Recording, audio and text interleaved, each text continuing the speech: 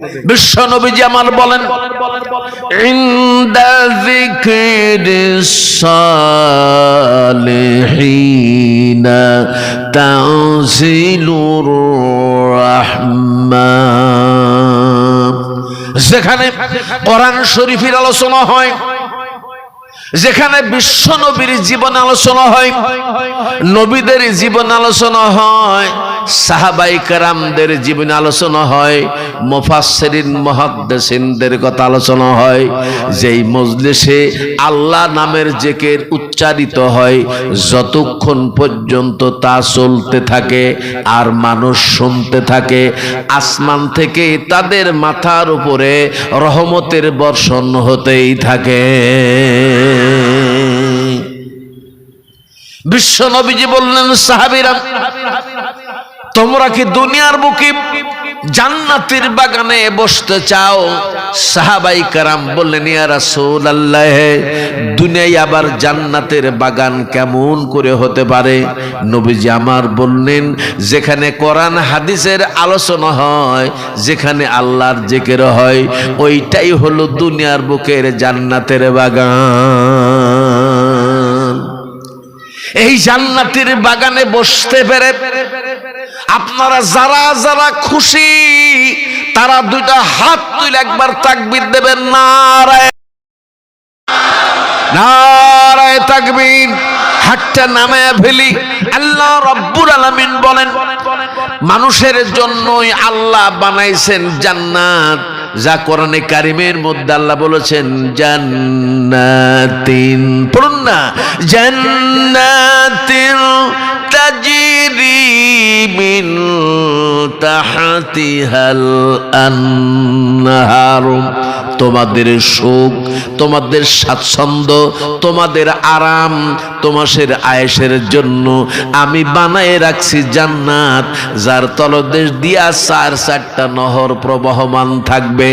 1 নম্বর স্বচ্ছ পানির নহর, 2 নম্বর দুধের নহর, 3 নম্বর মধুর নহর, আর 4 নম্বর থাকবে শারাবান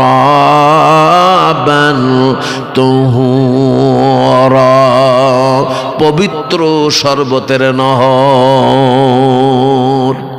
বান্দা জান্নাতের পানি পান করার জন্য আল্লাহর পক্ষ থেকে যখন অর্ডার হবে, বান্দা বলবে, আল্লাহ দুনিয়ার বুকে এই জাতীয় পানি তো অনেকবার আমরা খাইছি।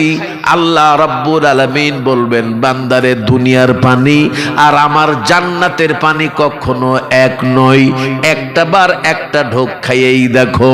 বান্দা যখন জান্নাতের পানি একটা ঢোক খাইবেন, সাথে সাথে চিৎকার মেরে বলবেন, আল্লাহ অনেক পানি তো খাইছি, আমাদের জীবনে এই রকম সুমিষ্ট সুন্দর পানি আমাদের পান করি নাই। বিশ্ব নবীজি হাদিস শরীফের মধ্যে বলেছেন, আল্লাহ রাব্বুল আলামিন জান্নাতের মধ্যে তোমাদের জন্য এমন সব নিয়ামত নির্ধারণ করে রেখেছেন, যা তোমাদের চোখ কোনোদিন দেখে নাই, যা তোমাদের কান কোনোদিন শোনে নাই, যা তোমাদের অন্তর কোনোদিন অনুধাবন করে নাই। বান্দা জান্নাতের মধ্যে প্রবেশ করবে, তোমাদের কিছুই নাই, কোনো অভাব থাকবে না, তোমাদের চাইতে দেরি হবে, ওই সম্পদ তোমার কাছে পৌঁছাইতে আমার আল্লাহর 1 মুহূর্ত দেরি হবে না। জোরে বলেন সুবহানাল্লাহ। ওই সুন্দর জান্নাতে যাওয়ার আশা, জোরে করেন, আমার আপনার আছে না নাই? যাদের যাদের জান্নাতে যাওয়ার আশা আছে, তারা কাল বিলম্ব করবেন না, কার্পণ্য করবেন না, 2টা হাত আল্লাহু আকবার বলে আর একটা বারের জন্য তুলে দেবেন। আমরা যারা জান্নাতে যেতে যাই, কারা কারা জান্নাতে যেতে চান, 2টা হাত তুলে আল্লাহু আকবার বলে দেখান। হাতটা নামায় ফেলেন। এখন জান্নাতে বসার জন্য একটা সুন্দর ব্যবস্থা দরকার আছে না নাই? জোরে কোন আছে না নাই? বিশ্ব নবীজি বললেন, জান্নাতের মধ্যে সব থাকবে, শুধুমাত্র থাকবে না কোনো বিশৃঙ্খলা, জান্নাতের মধ্যে কোনো টোটা বিশৃঙ্খলা শব্দ থাকবে না, শুধু শান্তি আর শান্তি।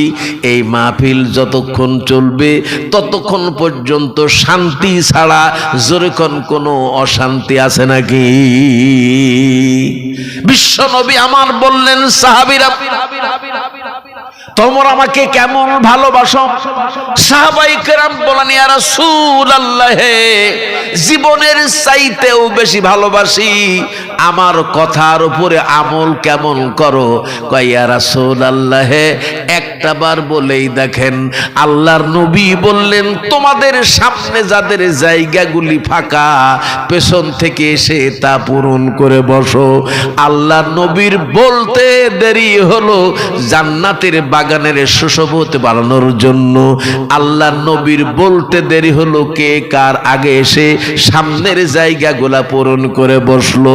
আমি দেখতে পাচ্ছি এই জান্নাতের বাগানে এখনো পর্যন্ত সামনে অনেকের জায়গা ফাঁকা আছে, আর ওই ফাঁকা জায়গাটা রাখলে শয়তান দখল করবে।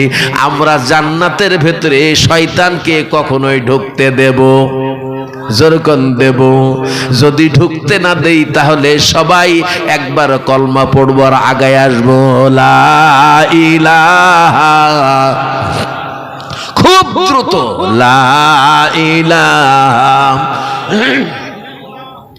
লা ইলাহা, লা ইলাহা ইল্লাল্লাহু মুহাম্মাদুর রাসূলুল্লাহ।